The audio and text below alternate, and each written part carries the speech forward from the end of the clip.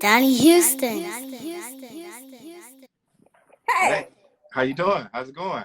it's going good. I'm peeping the art in the background. I love art. Thank you. Thank you. It's cool. It's good to see you. Nice to see you as well. Awesome. How you making it with the weather and everything? You know what? Blessed, man. Really. It's funny because, I'm not from here originally, from the East Coast. So, all my friends and family on that side and all my LA people, they see CNN and like, oh my God, are you all right? Do we need you? And, so I'm just blessed. I'm good. My Yeah. team is good. Yeah. So, Yeah. good. No, I always tell people, I'm like, man, I have friends who are elsewhere and they'll say that they'll see the rain. They're like, man, what's going on? I'm like, listen, wherever you go, there's going to be something, okay? Yeah, I see CNN and I see an earthquake and I'm like, are you okay? You know what I mean? Like, now there was one time where I told people what you're seeing on CNN is the truth, and that was Hurricane Harvey. Because yeah. that was the one time in my, 16 years here, I guess, that I was like, oh yeah, that 911 is a real 911. So, that was that one time I was like, no, for real.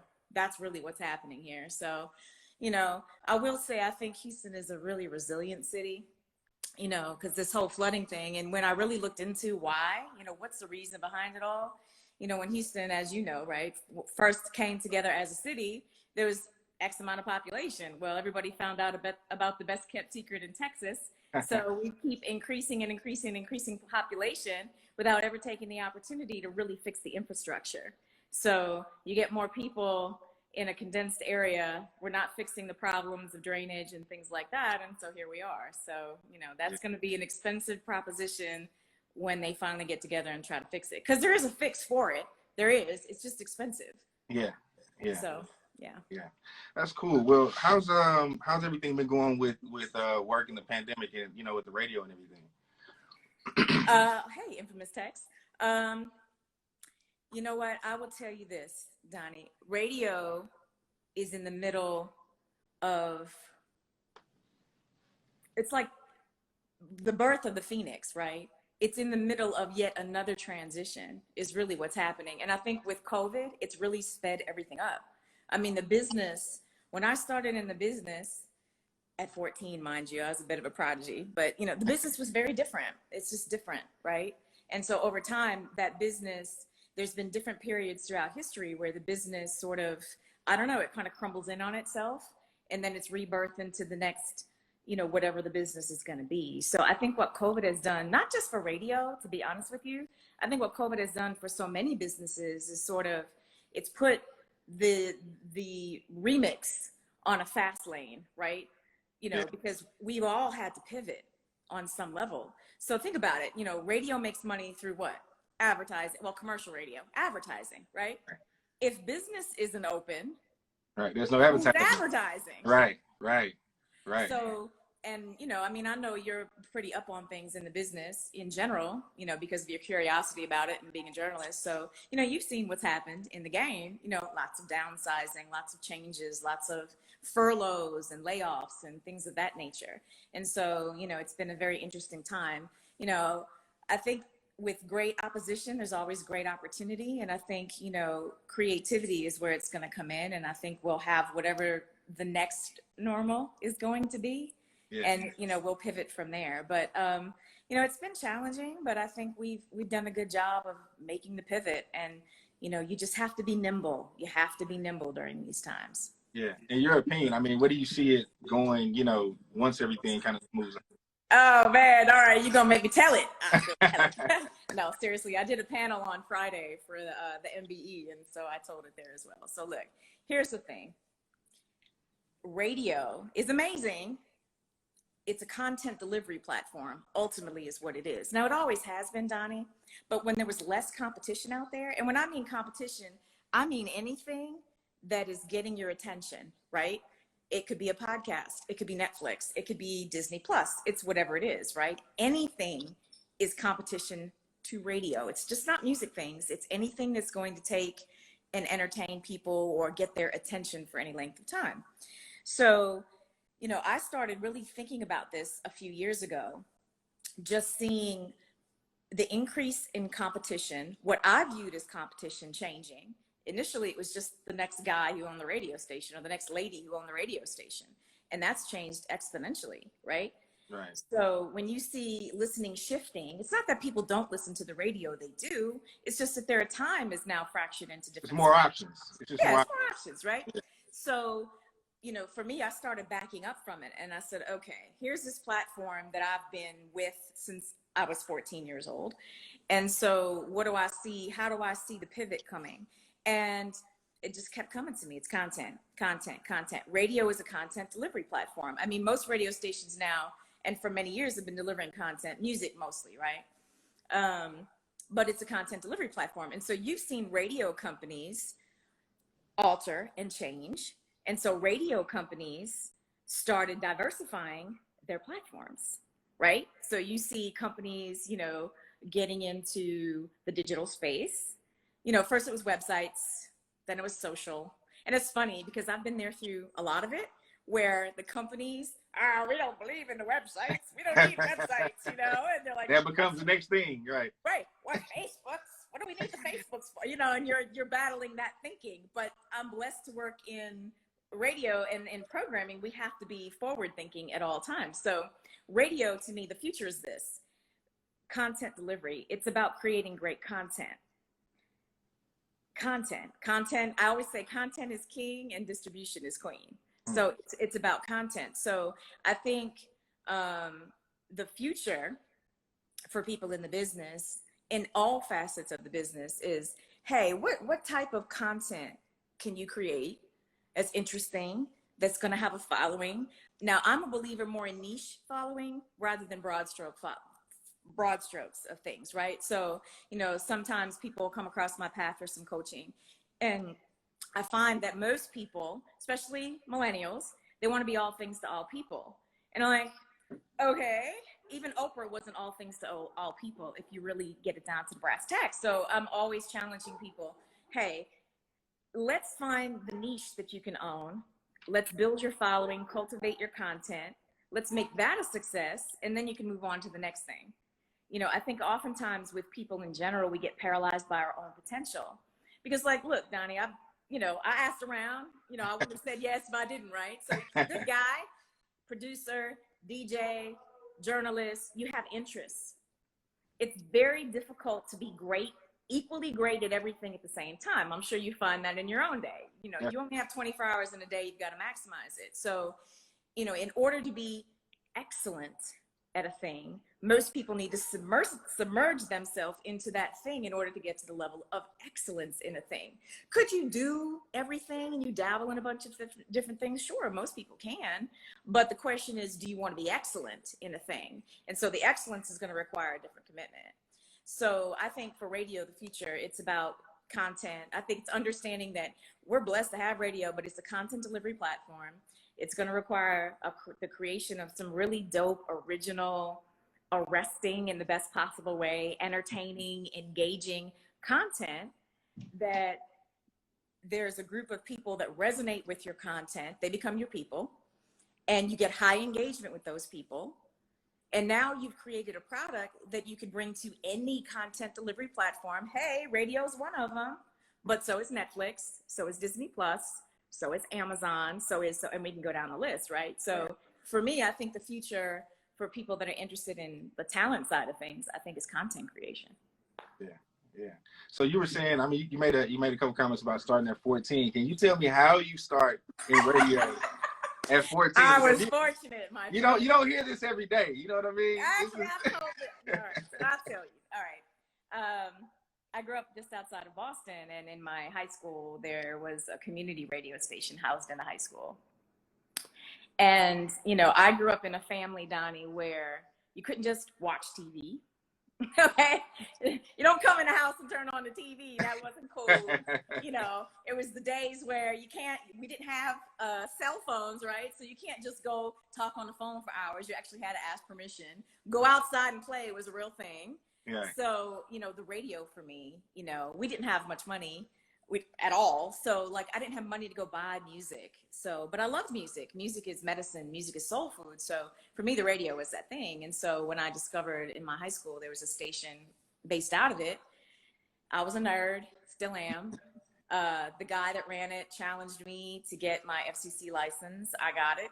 First time try on the test, by the way. And I still have it. And made good on his promise to give me a shift after school. And so I had my first job offer at 15 for a commercial radio station. And the guy didn't know I was 15. So for me, that's when the light went off. And what I wanted to do for people was provide what radio was providing for me. You know, it sounds so hokey and corny, but it's the truth. Radio was a friend. You know, radio is something I could count on. It gave me music. It gave me information. It was entertaining. It provided those things, you know. And when, you know, your family's going through tough times, like you're trying to escape. You're trying to get some relief. And, you know, for me, that's what I chose. That and reading books. I'm a reader. So those are the two things for me that were like everything. And so, after that job offer comes in at 15 years old from a commercial radio station. Wait. So, before we get too far, what are you hearing? Like, what are some of the things you're hearing that are really influencing you and really like leading you in the direction of radio and all of that? Hearing meaning musically or like just musically? Yeah. Like, what's really like attracting you to the radio at the time? You know what? It's the best music, and I do mean the best. And we could have this conversation. Okay. The best music, Donnie, to me, is the one that speaks to your soul. Okay, and it can be soul music. It could be R&B. You know, my parents were musical. I will say, especially my dad. So I was always exposed to music. So for me, it was everything. I could get lost in music. However I was feeling in the moment, there could be a song that would resonate with me. Music can make you happy when you're not happy. Music can amplify your sadness when you're feeling sad and you want to sit there in it, right? So it's everything, and I listen to everything. So my musical background is very diverse. I listened to everything from R&B and soul, blues, jazz, country music. And when I'm talking country, I mean like Waylon Jennings, Willie Nelson, original. The real. Back in the gap, right? So now I love the pop variety of country now. I absolutely love that. And I will say this, and I'll say this to anybody. The best stories in songs are in country music songs. There's a beginning, a middle, and an end. And I'm a writer, and I know you're a journalist also, so I'm sure. No, those are some of the best stories. Yeah. There's a beginning, a middle, and an end. So like you can hear it and you're like, okay. And then I love to read stories and books. So I was like, oh, beginning, middle, end. So it's everything. And so, music was everything. It just was everything. And when it's good, it just gets you here. It just gets you. And so for me, being able to play music and hopefully inspire people, like what better gift could there be? Yeah. So that's really what the hook was. And then, you know, they give you, I'm sure you had the same assignment, right? You're in high school. Hey, Jelena, you're in high school and the class inevitably is like, well, go interview somebody that's doing the job you wanted to do. And so I interviewed at a radio station in Boston called Kiss 108. It's a legendary station. And I wanted to speak to the program director. I guess that was always in me from the beginning. Even at the station in the high school, I would try to, you know, like organize things, create a vision, you know, it was just always in me. So I didn't get to the program director at that time. I did get to the music director, and she recommended that I knew college was a non-negotiable, and she recommended Emerson College, and it was one of the schools I applied to. I got in and went there and did college radio for 4 years, which college radio in its purest form, Donnie, was the best possible experience. So this college radio experience, one at Emerson, the station, at the time, the tower was on the Prudential Building, which is the tallest building in Boston. And so I don't know what you know about like the technical side of the radio thing, but the higher the tower is, the further you can reach out. Right. We didn't have like a gazillion watts, like Magic in the Box have 100,000 watts each, but we had height. So at night, the station could be heard in 5 states. Wow. On a night, the station could be heard in 5 states. So, you know, but I did college radio. there was a faculty member who was our general manager. And of course we had like a faculty engineer, like who really knew engineering, but everyone else was students, and you had to audition for your position. You had to audition every year. So it wasn't a given, you know, that you always had your shift. It was block programming. So there was a variety of programs. Like I ended up on what was called 88.9 at Night, which was a hip hop and R&B show. But are you playing, because you're, not to cut you off, but because you're in Boston, are you playing like a lot of like New Edition and stuff like that? I would imagine this is like around that time. Yeah. I mean, you're playing, you know, like Candy Eastman, who works with me, you know, Candy's from Boston. Okay. And now Candy's got great stories, and maybe one day you'll have the chance to speak to her, but Candy has great stories of like Bobby Brown calling her. She did radio she didn't go to Emerson. We're at different time zones slightly. I was there more, it was after New Edition. It was more like, you know, New Kids on the Block era. Gotcha. Right? Yeah, that was more mine. But with Candy, she's got stories of like Bobby Brown calling the station requesting his song. So super cool. But yeah, I was sort of after that a little bit. But yeah, I mean, it's that. But we had all kinds of music. We played reggae music and folk music, jazz music, alternative, punk rock music. And then on the weekends, you could submit, like this is what you would have done. You would have submitted a proposal to do your own show on the weekend for some format you probably would have imagined, right? And so we would take those proposals, or the station, quote, management that were students would take those proposals, decide on the best ones, and so that would be our weekend programming. And so eventually I did become the program director of the college station, which meant I was over all the formats. And it was crazy. There was one week where the person who hosted the Jewish music show was sick. So I had to go cover. I don't speak Hebrew. I don't read Hebrew, you know, so I'm in there. And so my GM, thankfully, is, you know, she's a Jewish lady. And I was like, what do? I don't know what to play. I certainly don't know what to say, you know. And so she's on the phone trying to coach me through, you know, in the section. And I'm like, you know, so about some crazy stories from that. But college radio in its purest form is the best possible experience for a student, because you get to go in there and you get to play.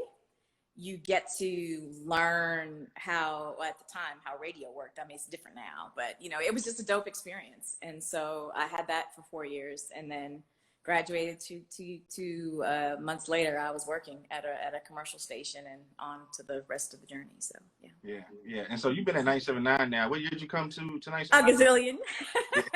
I know it. I would imagine, if I had to guess, it like 14, 15 years somewhere up in there. Yeah, it's I want to say it's like 16. I'd have to go count, but it's about 16 years. Yeah. So how? But I had many stops along the way before I got to Houston. Yeah. So, have you had a favorite other than, I mean, of course, Houston? You know what I mean? You've been here the longest, but have you had a favorite within your journey other than, you know, before you came here? Houston. Houston is it? Yeah. I'm a person who, you know, I view every day as an adventure. Every day is a new day, right? And so I think, you know, I'm a deeply spiritual person. I know you peep me on the ground a little bit, but, you know, deeply sort of, and I don't mean like religious. I'm not religious, but I am spiritual. And I believe, you know, the universe has you where you need to be in the moments you need to be there. And so I had someone prophesize, if you will, for lack of better words, some years ago on where I would end up. And they said Texas. And it was a fleeting thought in my head, you know, and then the opportunity came. I didn't think the opportunity was available, but I ended up getting the opportunity. And so here we are. And it's been a blessing. Yeah. Yeah. And you came on as program director? Yeah, I came on as program director of Box. And then over time, added magic, praise. I have a pop station, 92.1 here. And then in the time I've been here, and a lot of people didn't really know this, but for 3 years, I did Houston and Charlotte. So I would go back and forth to our Charlotte cluster, and I was handling that. And then we have a situation in Indianapolis where our OM, our operations manager, who's like, what's the need? You know, there's 5 radio stations and a TV station, and he left. And so I was only supposed to go back and forth there for like, they're like, oh, it'll be 8 weeks and we're going to find someone. 8 weeks was a year later. Oh, wow. So I did that for a year. That was a tough year. I won't lie. And you said it was TV as well? Yeah, we have our cluster in Indianapolis. You would love it. It has a TV station. We're a Univision affiliate with the Right. TV station now, but at the time we weren't. It was sort of free-form programming, and all of the jocks and all the stations had the chance to do some television. So I was super jealous, not for myself because for me, I'm generally the Wizard of Oz behind the scenes. I'm not really public, but I loved it for my team. I was like, oh man, if my team could have TV, radio, I was seeing the future already, Yeah. where the social media thing was all going to go. I was like, oh man, this could be great training for TV, which would end up being social media. Like TV now, nobody watches TV. We all watch. It's YouTube. It's whatever. Yeah. It's some Right. streaming service. Yeah. It's all of that. Yeah. It's all of that, right? So, Yeah. but yeah, there was TV as well, and so I did that for a year, and yeah. So I'm based in Houston. I like Houston. I love the cultural diversity first and foremost. I love the cost of living, and being a person who grew up in a very expensive city and has traveled. Like there's something to be said of that. I almost wish we would be quiet about Houston so people would stop moving here because that may change. I love that there's 2 major airports here. And then I grew up in a great sports town. So I think it's awesome to have a city that is a sports town, like with real teams. And I know we're all a little heartbroken about the Rockets, but there's an energy that great sports brings to a city that is unlike anything else. And so you love that as well. And I love, I don't love hurricanes. That was an acquired taste. I still don't have a taste for it, but I would rather face a hurricane than a tornado. Definitely. Any given day. So yeah, I think the people here are resilient. I think they're hardworking. I think there's compassion. And yeah, I think it's a really special place. And I think that there's a lot more that will be happening here. I feel the energy of it in our city. And I just see a lot of opportunity. So yeah. Yeah, yeah. You mentioned 92, was it 92.1? Yeah. So, okay, because I really enjoyed the station, but what happened to the boom, man? Okay, here's the thing, Donnie. All right, what is really radio? Now, you want me to put my business hat on, I'm gonna put my business hat on. Now, I love Boom. It was a passion project, straight up. My heart still breaks a little bit over Boom, Yeah. to be honest with you, because now I will say Boom was the most fun I've ever had on a station. It just, everything about it was just fun.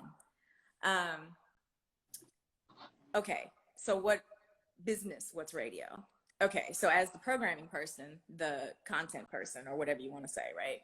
So my job is to develop a product that will capture a specific demographic, which equals ratings, right? The famous R word, ratings, for the purpose of generating revenue. So it's ratings, big ratings to equal revenue. And that's the cut and dry of radio, right? So unfortunately, just the ratings, and it's funny because I wished everybody had, PPM meters when the station flipped format, which was heartbreaking.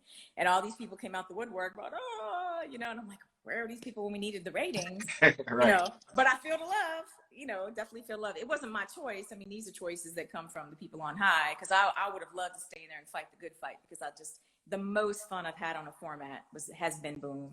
It was just so magical.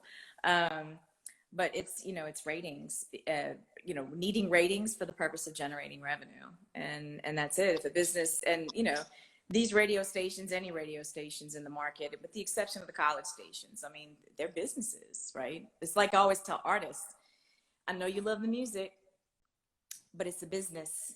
It's not just, hey, are you in the music? No, it's, are you in the music business?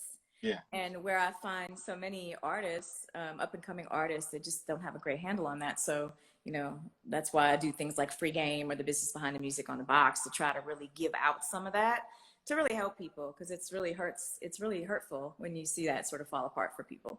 I'm glad you actually said that, because actually I was going to go next, is that, talk about like just the process, because everybody thinks like, okay, I have a hot song, you know what I mean? I should be on How many radio. times does somebody come at you with, Donnie, I got a hot song? Right.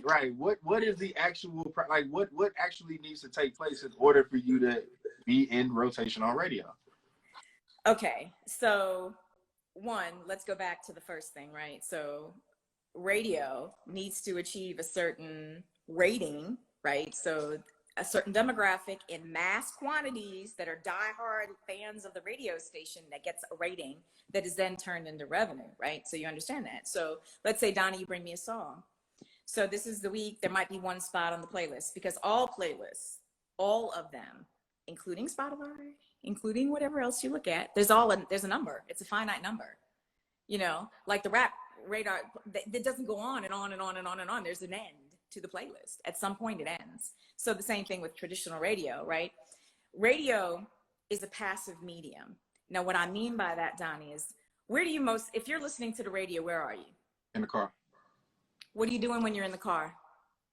Driving, going somewhere. Right. Yeah. You're driving. Yeah. Most times, 95% of the time, when people are listening to the radio, they're doing something else. Radio is it's the passenger, it's not the driver. Okay, so a radio playlist tends to be tight because it is about repetition. You know, with a current playlist, you know, it is about repetition at that point, because again, we're trying to get ratings for the purpose of revenue. So let's say it's a music week, we're talking music, and I've got Donnie's song and I've got the new Baby with Chris Brown and Drake on the record. Baby, just whoop, it's in the inbox. I've got one spot on my playlist. I've got Donnie, I've got the Baby with Drake and Chris Brown. So then the decision comes in, you know, my job is to put together a product that's going to get the most amount of ratings for the purpose of generating revenue. It's art and science. Doesn't mean that Donnie can't get the spot, but I have to feel in my heart and soul that Donnie is going to make it to heavy rotation and is going to bring me a mass amount of people that are going to listen to this radio station just for that record. So we do play, but there's a history that we play local music. You know, there are many artists that are from Houston that have and still receive airplay on our stations. But those songs, you know, you're taking a gamble, and gratefully we've got a pretty decent track record, and it's got to bring ratings. And so, you know, with artists, you know, one, it's, you know, this is a different time for things. And I always tell people, like, there's 30 digital platforms that every artist needs to be on. 30. All cohesively with the same story on every single piece of the pie, right? And I think that a lot of artists are missing the totality of it all because they just don't know. And so, like, well, if I could just conquer one thing, well, unfortunately, my friend, you don't have the luxury to conquer one thing. You got to conquer all the things, because you're out here as an artist. You're trying to grow your following so that you do have that equity when you're trying to get the spot on the radio station. Now, sometimes, yeah, I will pick the Donnie record over the other record, but I sign my name to it. Yeah. You know, there's a risk. So if I'm going to put my job on the line and the job of my team on the line, I have to feel that that risk is going to pay off for us. That'll bring us ratings and therefore revenue. And so I always tell artists, like, look, build your story, build connection with your audience, you know. And then the minute I had this conversation with somebody today, and this is going to sound probably a little crazy, so bear with me. Like, everybody wants to think, oh, I'm a local artist. I need people to stop thinking like that. Like, I want you to be proud to be from Houston, but the minute you put your song on Spotify, SoundCloud, YouTube, you're not local wherever, anymore. You're not local anymore. Yeah. You're now an artist who's out here in the world. So you've got to be cognizant of how you're building your brands, how you're building your engagement and your connection with people on a larger scale. And it can happen.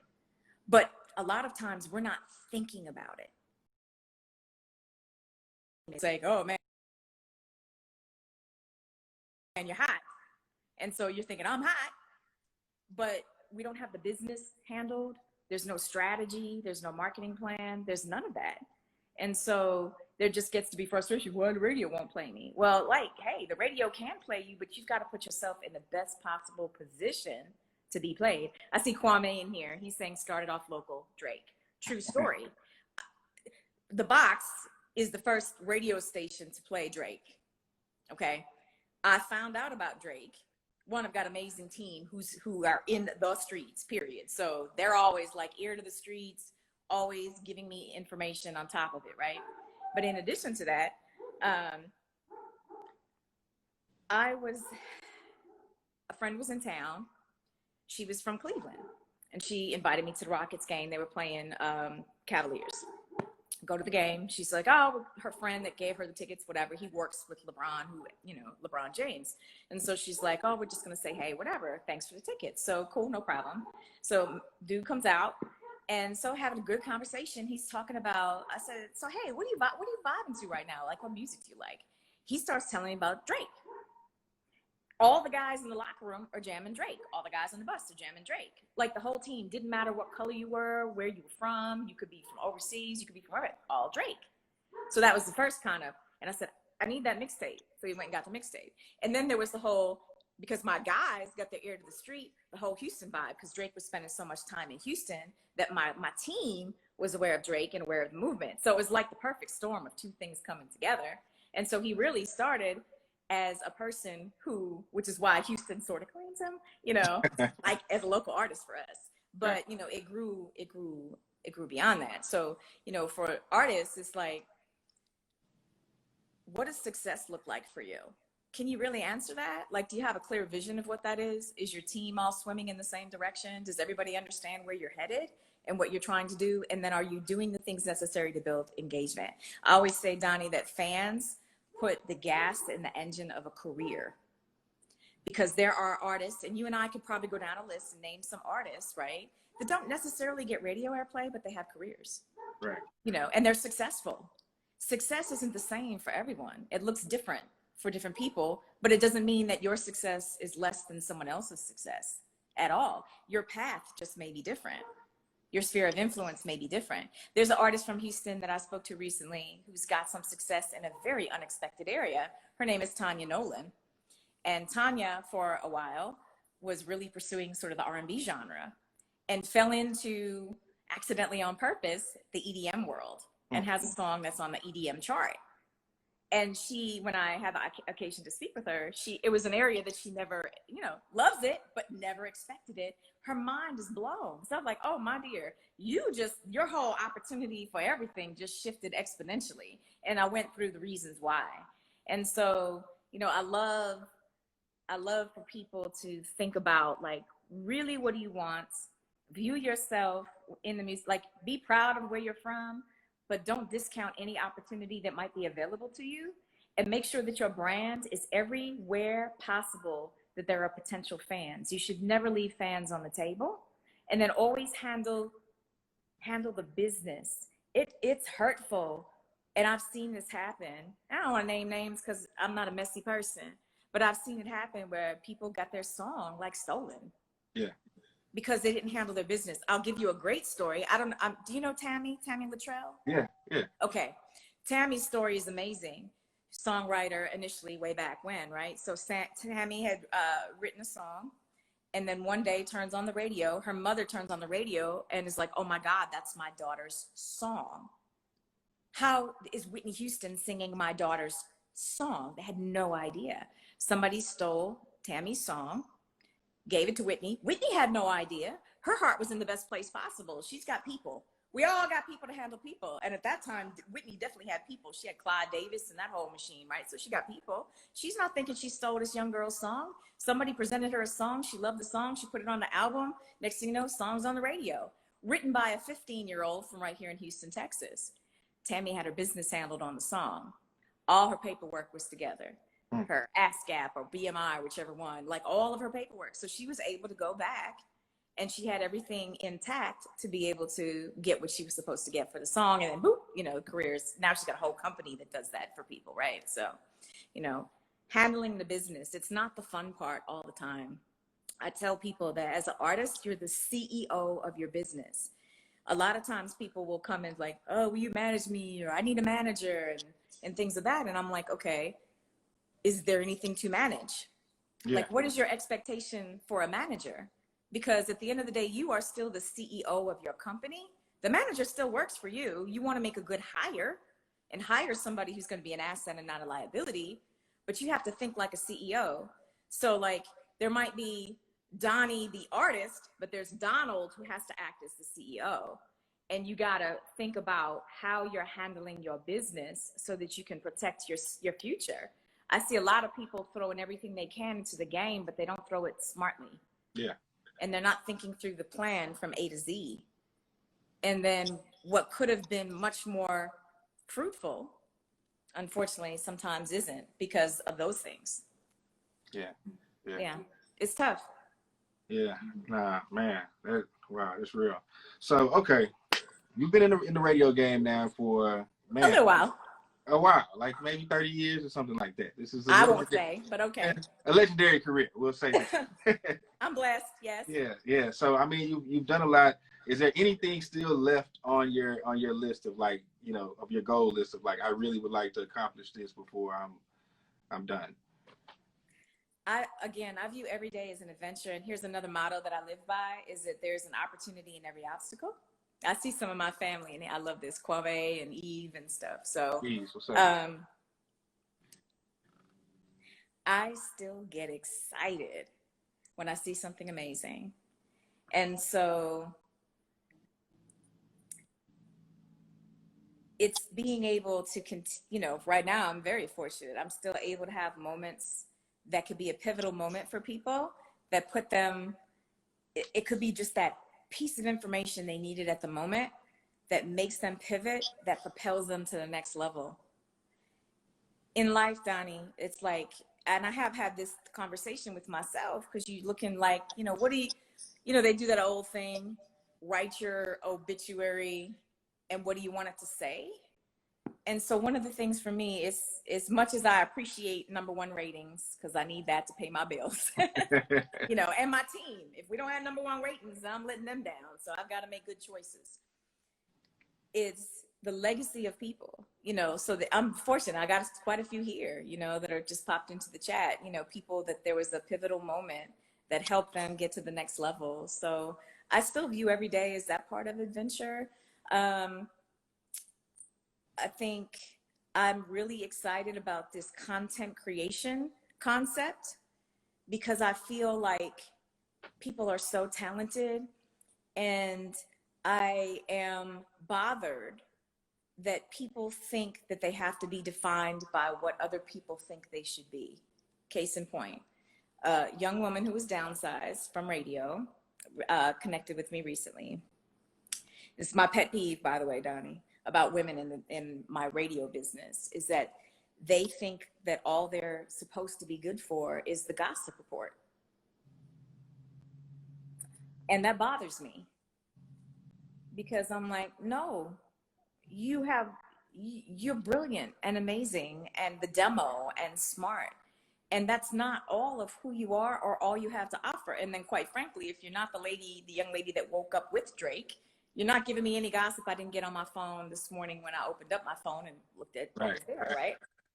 And so, because she was thinking, I need to get back into radio, but this is the way. And I said, well, Mamacita, I said, unless you're making the gossip, like, there's nothing original about this.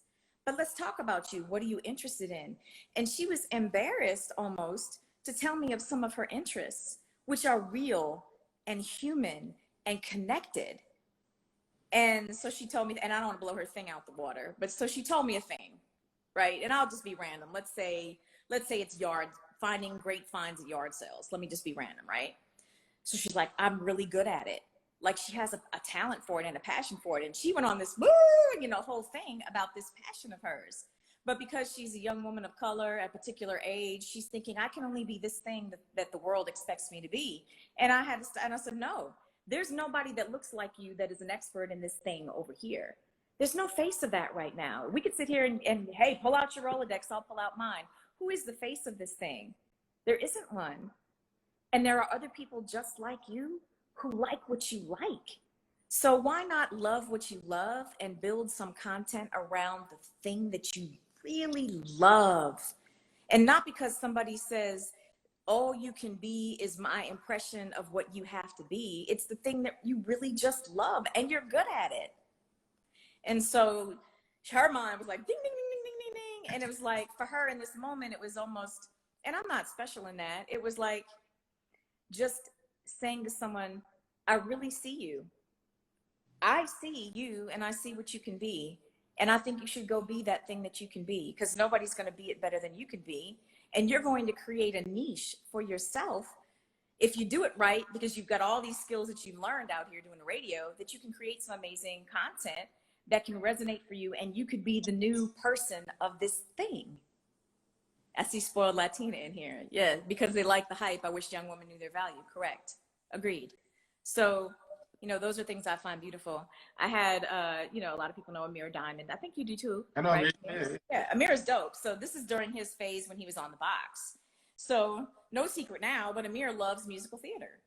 And so in talking to him about being a personality, you know, so Amir, what do you really love? And so I'm digging in there, and I'm like, I don't want you to tell me what you think I want to hear that you really love. I want you to tell me for real, like, what things do you enjoy? Like, I'll, you know, if it's me need to share, you need to share, we can do that if it makes you more comfortable, but tell me what you love. And so this, you know, he loved to act in musicals and things, but he didn't think that the people would find that cool enough, or they would vilify him for that. And so I said, no, if that's something you really love, I bet you there's other people in the audience that tried out for the high school play and probably played whatever role, and that's something very relatable to people. And I'm like, so if it's something you really love, then you should share what you really love, you know, as part of what you bring to the table. You don't have to be what you think people expect you to be. You just have to be who you are. And I think with the social world, there's a lot of messaging to young women and young men too. I won't be one-sided, because I feel that for young men as well. But you have to be what other people think you should be instead of just being who you are. And so it doesn't come until later for people, when they go through bouts of depression and mental anguish and things of that nature, where they have to tap back in and figure out who they are, because now they're so unhappy. You're unhappy. Your whole life is unhappy because it's built on somebody else, what their expectation of you was, instead of your own passion. I believe that the universe gives us all something special, a purpose. You have it, I have it. Spoiled Latina has it. Anybody else in here, you have a purpose. And our responsibility is to go on the path of, the biggest journey you can go on is the journey of self-discovery, period. And so our mission is to uncover what that is, and then from there make steps to align ourselves with that, because there's a greater responsibility to it. Even if it's fun and joy, like, there's no shame in fun and joy. If your purpose was to make people laugh and you're a comedian, if you're Ali Sadiq, who certainly found his purpose in life, and you know his story, so I won't repeat it because everybody knows it, but his purpose was to make people smile in their pain. How beautiful is that? And he had his own journeys along the way where he might have got sidetracked, but he was able to finally connect with it. And so this is what he does now, and he makes a living, and he feeds his family, and so forth and so on. And he's, you know, he's amazing. So, you know, but that's really the hook, right? But there's so much of this world that's telling you what you're supposed to be that we get confused, and we get so far away from it. And then we're depression, anxiety, stressed out, and all of that. And it's like this world where we're on here for likes and shares. You know, can we get the headline for whatever the blog of choice is at this moment? Likes and shares, likes and shares, likes and shares. But you don't even like yourself. Right. Out here trying to get likes and shares. You're putting on this mask every day trying to get likes and shares. And, you know, I wish for that. I wish to say, hey, you're good. You're amazing. You're special. There's something magical about you. Let's tap into what that is, and let's put that under a microscope. And then just go be great being you. Because you are enough. You are enough. You're enough. And there's so much of it telling people they're not enough. Yeah. So, and that's the hard knocks life I've learned as well, you know, like in my own journey. There's been moments where I've questioned, you know, in Columbus, Georgia, sleeping on the floor, working full time at the radio station, working another job, no groceries in the fridge, barely gas in the car, not wanting people to know the full-time girl on the radio was damn near a meal or two away from starving, you know. But God kept me going. And so, and somewhere along the way, I was like, there's something to this thing. So, you know, it's the thing that you're meant to do for some other reason. Yeah. Man, that was great. So, okay, this has been really great. I appreciate you for joining me on this. Oh, thanks for the invitation. On this IG conversation. I really appreciate it. And will you do me a favor? Sure. Okay. I see you're a producer. Yeah. All right. This is my wish. My wish is that you help to resurrect the art of production Okay. For young people, for people. Because right now we're in a place where it's a lot of one beat for 2 minutes and 30 seconds, no chord changes. Like, you ever listen to a song and it doesn't go anywhere? Yeah, And everything's you're a waiting loop. for it to, yeah, Yeah. everything's a loop. Yeah. So as a producer, I would love to see you use your platforms, somewhat, not all of it. You've got your own dreams. It's just a small thing, but I would really love to see you bring some of that knowledge back, because I think people really do want to make music. They just don't know how. And some of the art of what we do is getting a little bit lost because we're too shy to share what it is that we know. And so I would love for you to share some of that wisdom, with young people. That would bring me a lot of, joy, because I think there's you, and there's some kid out here who's gonna be the next big whatever producer person, but just doesn't have the tools. So yeah. I would do that. I would do that. Okay, that would make me happy. Yes, thank you. Great. Well, anything else before we get out of here? No, thank you. I appreciate the opportunity, and thanks to all of my my IG fam for popping in, and your fam for popping in. It's been cool. So thank you. Definitely. Thank you. Definitely. Thank you again. All right. Be well, Donnie. All right. You too. All right. Bye.